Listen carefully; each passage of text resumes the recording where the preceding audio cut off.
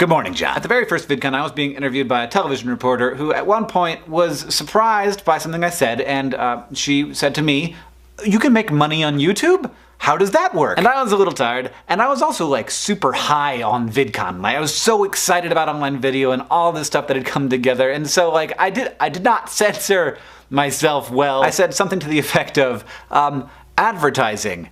My show has more viewers than yours does. Which I did not intend to be a sick burn. It just came out. Like, that was the thing that was true. But the answer to that question is complicated. And since I think about YouTube a lot, and I think that we should all be more open about how all of these things work, let's do it. Let's talk about how YouTubers make their money. Different kinds of content have to have different kinds of support. Like this right here, very low budget. This is just two guys. We could probably subsist on what we call AdSense and merch. AdSense works for every YouTuber as long as you're not like philosophically opposed to advertising. If you click a little box when you upload your video, YouTube will sell an ad against it, and then it will split the revenue with you. You get 55%. This is kind of wonderful. It is not a common thing among social media sites, though they have started to share some revenue. YouTube started doing it way back in like 2007 and 2008. It's also part of why it's such an appealing place to make stuff, and also part of why it's become harder to break in. Because if there's a way to make money, then people will spend money to make their content look better so that they can compete on the platform. Anyway, YouTube AdSense pretty much stays at the same level, and everybody has access to that, which is really amazing. But at higher levels, you start talking about brand deals, maybe endorsement deals, maybe really good merch stuff, and even eventually getting support from someone else to help realize your vision. Crash Course and SciShow were both funded by grants from YouTube because they wanted more high-quality stuff on the site, so advertisers would be more likely to advertise. Those systems are really hard to democratize and make available to everybody. Now, brand deals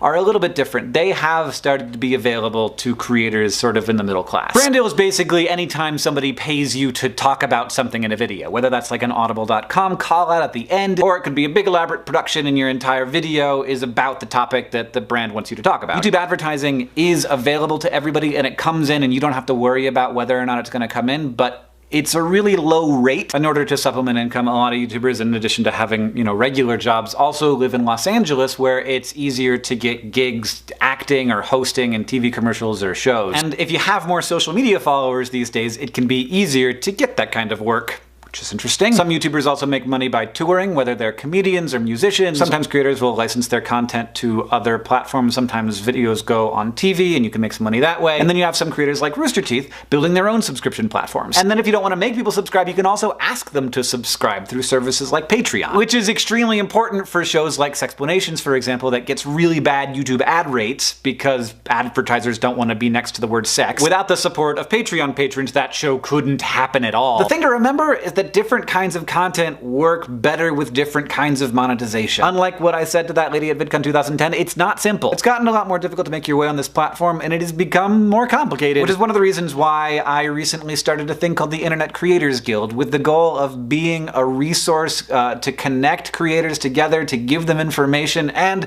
to let them have a unified voice when talking about when things go wrong and what they would like to make them happier. To be clear, I started this thing, but I really don't want to run it. I don't think that I should run it, and I definitely can't. Honestly, I think that I'm too biased to be in charge, so I'm looking forward to eventually stepping back after helping Laura Chernikoff, who's one of the most effective people I've ever met, get established as the executive director of the organization. There is a lot of value that's created by online video, and as different systems evolve for capturing at least some of that value, it just gets more complicated. And as those barriers rise, we need to create systems that keep the benefits of this revolution accessible to the most people possible, and I hope that the Internet Creators Guild can play a part in that. Thanks everybody for listening to this. Hopefully it wasn't too inside baseball. John, I'll see you on Tuesday.